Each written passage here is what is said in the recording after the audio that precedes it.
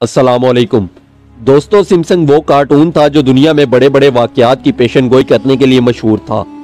और इसीलिए बाज लोग इसे पेशन गोइयां करने वाला कार्टून भी कहते हैं, जबकि बेशतर लोगों के नज़दीक एक दज्जाली स्क्रिप्ट था जिसका डेमो और खाका वाकयात से पहले शाया किया गया और फिर दुरुस्त वक्त आने पर मुकम्मल तौर पर इस पर अमल दरामद कराया जाने लगा।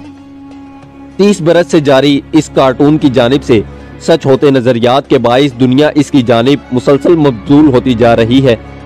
और इस कार्टून में पेश किए जाने वाले वाकयात में बाज वकू हो चुके हैं, जबकि बाज के मुतालिक ये ख्याल किया जा रहा है कि वो भी मुस्तकबिल करीब में वाकया होने वाले हैं। इस कार्टून की एक किस्त में दिखाया जाता है कि ट्रंप इलेक्शन जीतने के बाद एक अरब मुल्क का दौरा करते हैं, जहां एक तकरीब के दौरान 2 अरब शख्सियात के साथ मिलकर एक गलो पर हाथ रखकर खड़े होते हैं। तो जान रखिए कि 2017 में हकीकत पर मबनी एक अरब मुल्क का दौरा किया, जहां ट्रंप ने एक मौका पर बिल्कुल वैसी ही शक्लों और हुलियों की शख्सियात के साथ मिलकर एक ग्लो पर हाथ रखा हुआ था। इसी तरह सन 2008 में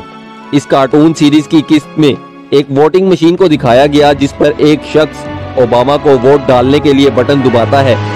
लेकिन इसका दबाया गया बटन हैरानकुन तौर पर ओबामा के मद्दे मुकाबिल उम्मीदवार का शुमार करता है। फिर ऐसा हकीकत में 2012 में हुआ, जब एक शख्स ने इलेक्ट्रॉनिक वोटिंग मशीन पर ओबामा को वोट डाला, लेकिन वोट इसके मुखालिफ खाते में शुमार हुआ। फिर इसने इस वाकये की वीडियो बनाकर यूट्यूब पर अपलोड कर दी। इस कार्टून सीरीज में अरब मुल्क शाम में बागियों की हुकूमत के खिलाफ हथियार उठा लेने की पेशन गोई भी पहले से की जा चुकी है।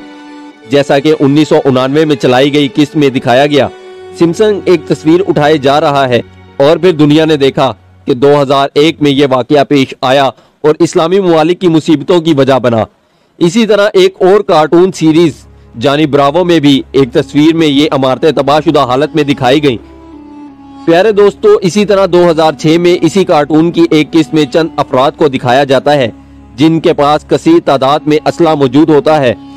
और वो एक इलाके में दाखिल हो जाते हैं जहां हजारों की तादाद में ऐसे अफराद मौजूद होते हैं जिन्होंने एक ही तरह के कपड़े पहने होते हैं। इसी किस्त में आगे चलकर दिखाया जाता है कि ये असला बरदार अफराद पर हमला कर देते हैं और जंग करते हैं, लिहाजा इनसे डरते हुए तमाम लोग वहां से भाग जाते हैं और फिर वहां असला बरदार अफराद की हुकूमत कायम हो जाती है। इस किस्त में आपको अफगान तालिबान और अमरीकी फौजियों के दरमियान होने वाले मामलात की झलक नजर आई होगी और बेशतर लोगों का कहना भी यही है कि इस किस्त में इसी वाकये की तरफ पेशन गोई की गई थी जो हाल ही में पूरी हो चुकी है, जिसमें असला बरदार अफराद को तालिबान और एक ही लिबास में मलबूस लोगों को अमरीकी फौजी जाहिर किया गया है। इस कार्टून की एक किस्त में यह भी दिखाया गया कि दुनिया में हर तरफ पेपर करेंसी पर पाबंदी लगाई जा रही है और हर मुल्क डिजिटल करेंसी की जानिब मबजूल होता जा रहा है। जब ये सब कुछ दिखाया गया तो लोगों की जानिब से इस चीज को बड़ा मजाक बनाया गया, लेकिन अब ये पेशन गोई तकरीबन पूरी हो चुकी है। अब की ताज़ा तरीन सूरत हाल के मुताबिक चीन ने मुकम्मल तौर पर पेपर करेंसी पर पाबंदी आयद कर दी है। इससे केवल चीन ने पहले 50% करेंसी पर पाबंदी आयद कर रखी थी, लेकिन अब इस पाबंदी का दायरा कार वसी कर दिया गया है। लिहाजा देखने में तो ये बहुत फायदेमंद नजर आ रहा है कि आप जहां भी जाएंगे आपको करेंसी उठानी नहीं पड़ेगी और आप कुछ भी खरीदेंगे तो बस आपको अपना मोबाइल आगे करना पड़ेगा और उसके साथ ही आपकी पेमेंट हो जाएगी। आप क्रिप्टो करेंसी का इस्तेमाल कर सकते हैं, लेकिन जहां ये इतना आसान लग रहा है वहां ये पूरी दुनिया के लिए इंतहाई खतरनाक होने जा रहा है, जिसका कोई भी सोच नहीं सकता। क्योंकि अभी करेंसी पर पाबंदी लगे कुछ देर ही गुजरी थी कि माहिरीन की जानिब से बेशुमार खदशात का इजहार कर दिया गया था। इनका कहना था कि किसी भी वक्त कोई भी साइबर हमला होता है तो पूरी तरह से लोग अपनी रकम से हाथ धो बैठेंगे, क्योंकि इससे पहले अमेरिका के एक बैंक कैपिटल वन पर साइबर हमला किया गया था और इस अमल के नतीजे में हजारों लोगों का डाटा चोरी कर कर रातों रात करोड़ों डॉलर गायब कर लिए गए थे। जबकि इससे कबल पाकिस्तान में भी पाकिस्तानी तारीख का एक सबसे बड़ा साइबर हमला हो चुका है। ये साइबर हमला पाकिस्तान के बैंक इस्लामी पर किया गया था और इस हमले में बैंक के क्रेडिट कार्ड और ATM कार्ड से लाखों डॉलर निकाले गए थे। इस साइबर हमले को मुल्क की तारीख का सबसे बड़ा हमला करार दिया गया था, जबकि इसके बाद स्टेट बैंक ने समुंदर पार ट्रांजैक्शन के लिए आर्जी पाबंदी आयद कर दी थी। स्टेट बैंक की जानिब से बैंकों को हदायत जारी की गई थी कि वो मुल्क में तमाम पेमेंट कार्ड्स की सिक्योरिटी यकीनी बनाने के लिए इंतजामात करें और कार्ड के इस्तेमाल खास तौर पर बैरून मुल्क लेन देन की निगरानी की जाए। इस सारी सूरत हाल के बाद अब माशी माहिरीन का कहना है कि ये पाबंदी आहिस्ता आहिस्ता चीन से निकलकर पाकिस्तान समेत पूरी दुनिया में मुंतकिल हो जाएगी। दोस्तों, इसके अलावा इस कार्टून में दज्जाल को भी दिखाया जा चुका है और इसकी कहानी कुछ इस तरह की है कि एक किस्त में कार्टून छुट्टियां मनाने के लिए इसराइल जाता है, जिसे मजहबी लोग सख्त नापसंद होते हैं।